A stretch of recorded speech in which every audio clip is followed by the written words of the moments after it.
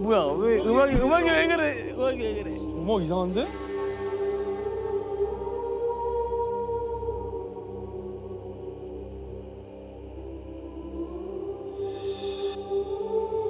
뭐예요? 구덩이?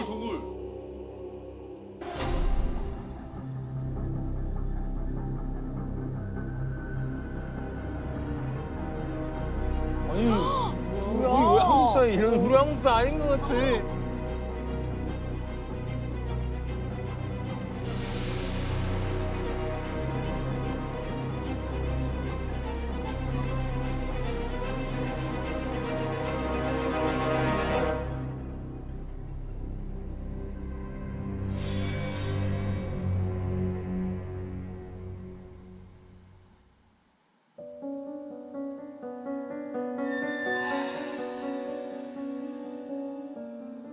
자, 사실 이 동굴은요, 지금으로부터 86년 전인 1937년 일제강점기 시절에 아주 끔찍한 사건이 벌어졌던 장소입니다.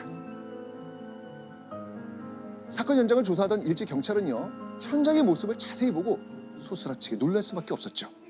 그 광경이 굉장히 끔찍했기 때문입니다. 바로 이 동굴에서 조선인들의 시신이 무더기로 발견됐습니다.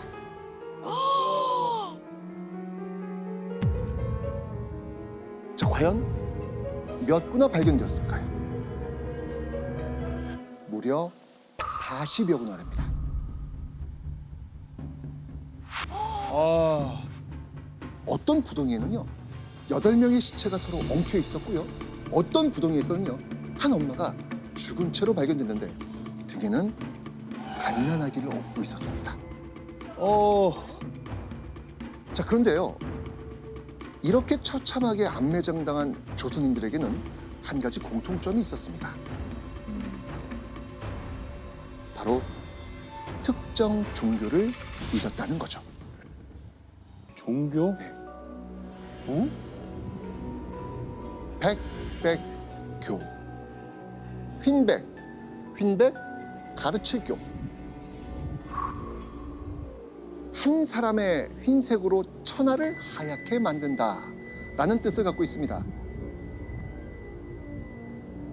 한 명의 교주가 어지럽고 혼란한 세상, 그리고 더러워진 세상을 깨끗하고 하얗게 만든다는 의미였습니다.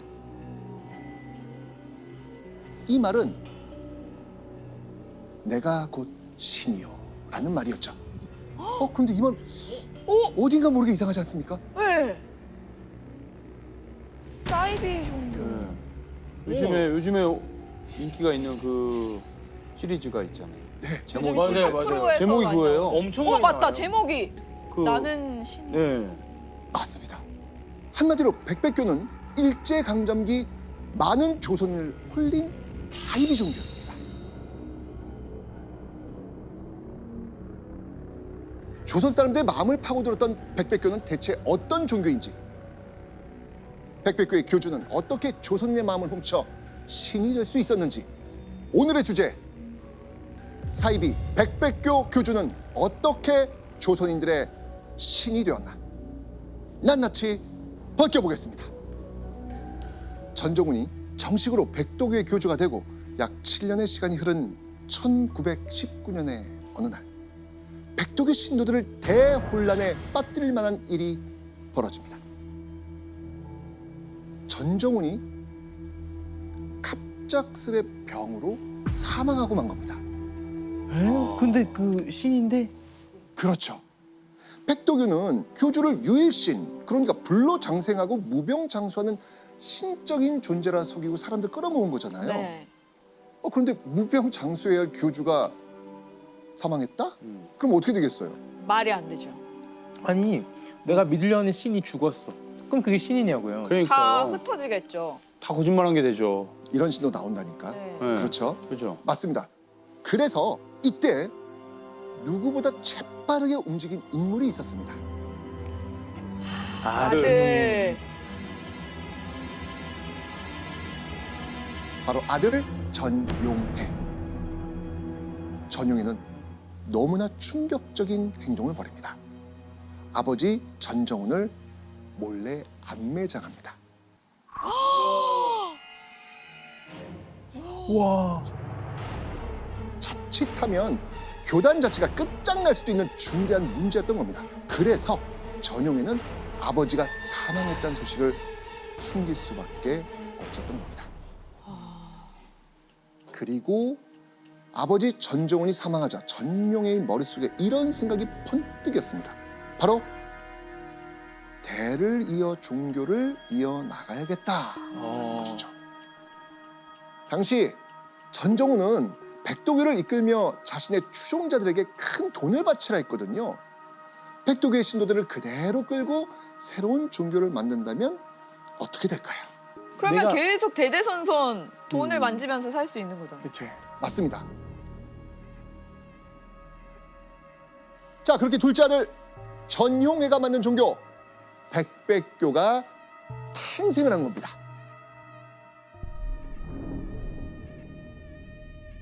그리고 이후에 전용회는요, 기존의 백도교 신도들을 붙잡고 새로운 신도를 더 포섭하기 위해 아주 특별한 방법을 씁니다. 조선인들을 혹하게 만들 수 있는 무언가를 찾아 나선 겁니다. 자, 사람들을 모으기 위해서요, 천원금광사무소라는 회사를 만든 겁니다. 그리고 대원님 전용에는요, 사람들을 모아놓고 이런 예언을 했습니다. 내가 말한 동굴에 가면 황금을 캘 수 있다. 부자가 될 수 있다. 이 말을 들은 신도들은 대원님 전용회가 말한 그 동굴로 몰려갑니다. 그런데 얼마 후 동굴 안에선 이런 고함 소리가 들립니다.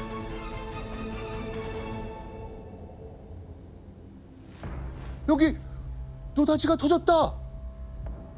여기도 황금이 있다. 실제로 엄청난 양의 금광석이 백백회 동굴에서 발견된 겁니다. 내 눈앞에서 우리의 구원자 대원님이 말한 예언이 이루어짐을 본 거잖아요. 이혼한 게 맞았어. 더 믿죠 이제. 백교를 더 믿겠죠. 그렇죠. 그런데 이 금광에서 발견된 금에는요, 사실 엄청난 비밀이 숨겨져 있습니다.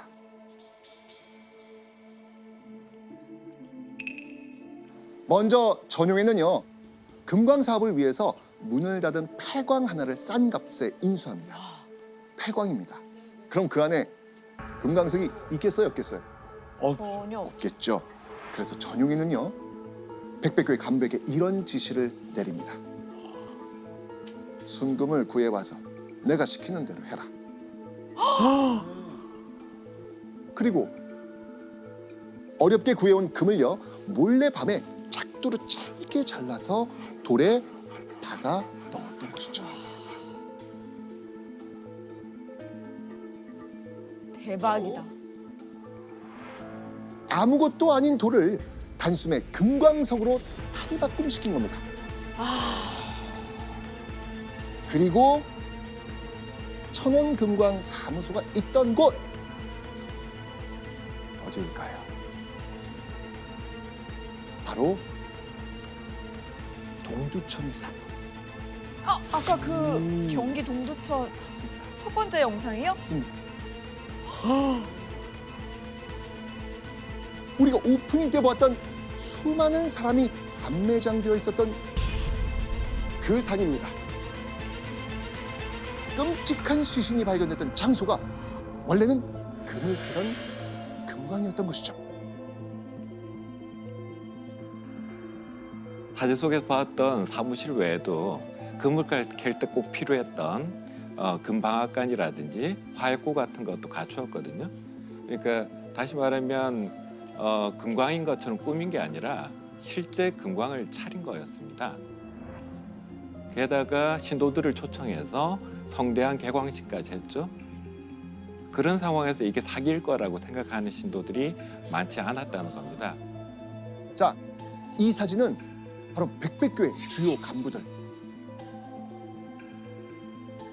그렇다면 간부들이 찍힌 단체 사진의 백백교의 대원님 전용희는 어디 있을까? 있어요?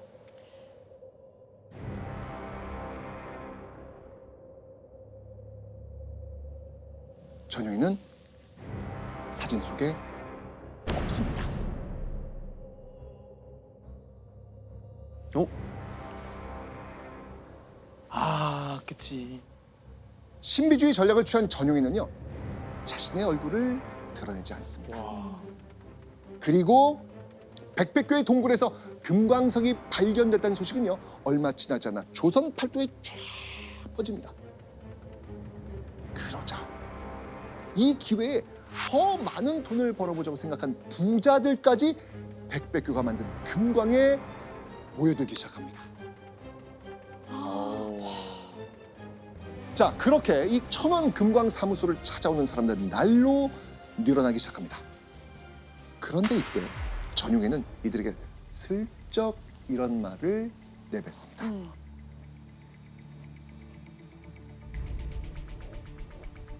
백백교를 믿는 자만이 금광에서 금을 캘 수 있습니다. 즉 금광은 일종의 미끼였던 겁니다.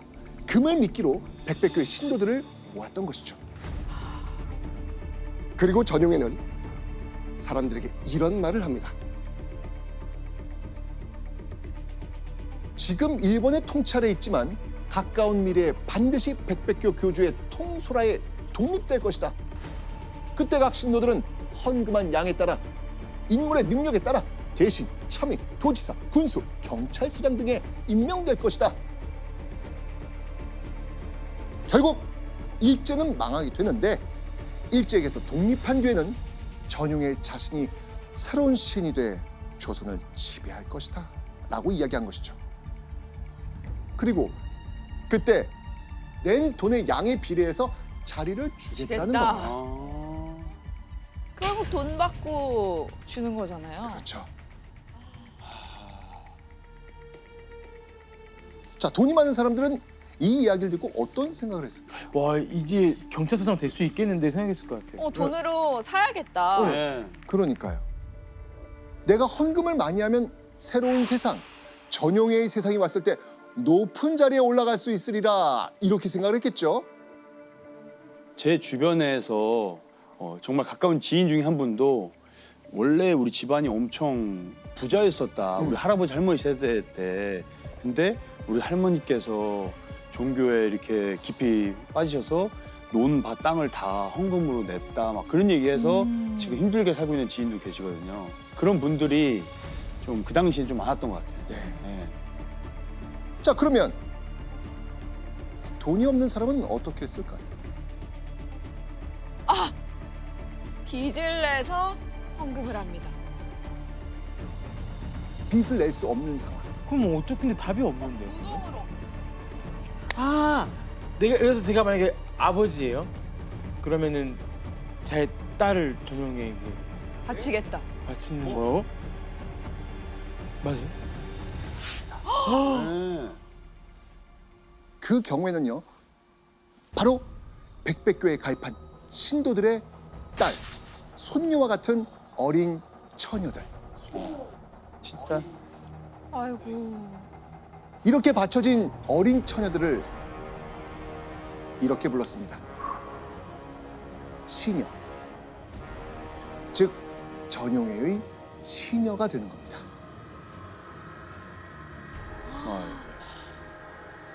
그러고는 신의 행사를 치르겠다라고 하면서 이 처녀들과 잠자리를 가집니다. 신의 행사라는 얼토당토 않는 말로 자신의 욕정을 채운 것이죠. 그리고 며칠 후 백백교는 조선인이라면 누구나 아는 종교가 돼버렸습니다. 바로 이것 때문입니다. 백백교의 죄상, 흉포의 극, 살인귀 전용회, 백백교의 정체. 전부 백백규와 전용의 기사로 도배가 된 겁니다. 그 당시는 매체가 신문밖에 없잖아요. 그렇죠. 다 전 국민이 다 봤다고 봐야죠. 맞습니다. 이건 어마어마한 기사인 네, 거예요, 네. 지금요. 종교라는 탈을 쓰고 있지만 사기, 부녀자 능욕, 강도, 살인 등 정말 거침없이 범죄를 저지르던 백백규의 민낯이 비로소 세상에 드러나게 된 겁니다. 그런데 수사 결과 일제 경찰을 가장 놀라게 한 건 살해당한 백백교 신도들의 수였습니다.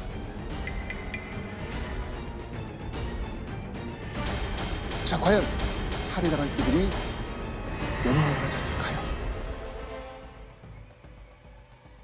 천진난만한 어린이 77명, 아, 소년, 소녀 32명, 50살이 넘은 노인 60명, 유약한 부녀 85명 등이 오. 포함되어 있다는 겁니다. 그러니까 최소 300명 이상이라는 겁니다. 와 너무 죽였다. 300명? 살인 집단이잖아요. 그렇죠. 그렇네. 자, 그리고요. 조사가 한참이던 당시 기사에서는요.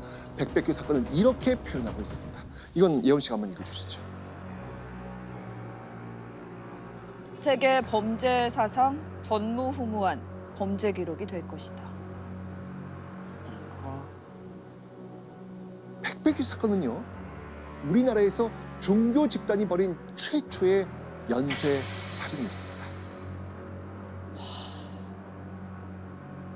그렇게 50여일이 지난 1937년 4월 7일 드디어 전용해가 어딘가에 나타났다는 제보가 들려옵니다. 오. 수십 명의 일본 수색대가 곧장 전용해를 찾기 위해 출동합니다. 마침내 일제 경찰은요 전용해를 찾는데 성공합니다. 그런데 문제가 하나 있었습니다. 왜요? 일제 경찰이 힘들게 찾아낸 전용해가 죽은 채로 발견된 겁니다. 게다가 전용의 시신에는 일제 경찰을 혼란스럽게 하는 크나큰 문제가 한 가지 있었습니다. 전용해로 예상되는 그 시신의 얼굴 부분이 들짐승에게 물어 뜯겨 있었던 겁니다. 이거는 딱 봐도 가짜 같은데요? 전용이가 조작한 냄새가 나요. 맞아요. 아우, 열받아 벌써.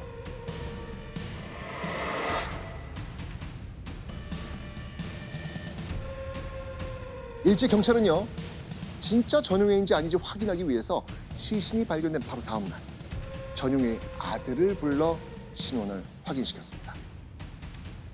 그의 시신을 본 아들의 반응은 아버지가 맞다면서 울음을 터뜨렸다고 합니다. 또 전용해가 평소 차고 다니던 시계도 함께 발견된 겁니다. 오. 수사 결과 교주 전용해는 자신의 칼로 자살한 것으로 판명되었습니다. 교수님, 이 발견된 시신이 진짜 전용이가 맞아요? 예, 그렇게 알려져 있지만 100% 맞다고 단정하기는 어려울 겁니다. 일단 전용의 얼굴을 아는 사람이 없고 사진도 없고 당시에는 또 DNA 검색 기술도 없었지 않습니까? 가족과 측근이 과연 위증을 하지 않았다는 보장이 있을까요? 그래서 죽어서까지도 미스테리한 죽음으로 남게 되는 것이죠. 아, 너무 열받는다. 조선 역사상 전무후무한 범죄 사건으로 기록된 백백교 사건. 백백교를 마냥 과거의 이야기로만 취급할 수 있을까요? 백백교 사건의 본질은 터무니없는 맹신이 우리의 눈과 귀를 가리는 거잖아요. 꼭 사이비 종교가 아니더라도 우리의 마음속에 또 다른 백백교가 들어가 있는 것은 아닌가, 그런 걸 돌아보는 시간이 되었으면 좋겠습니다.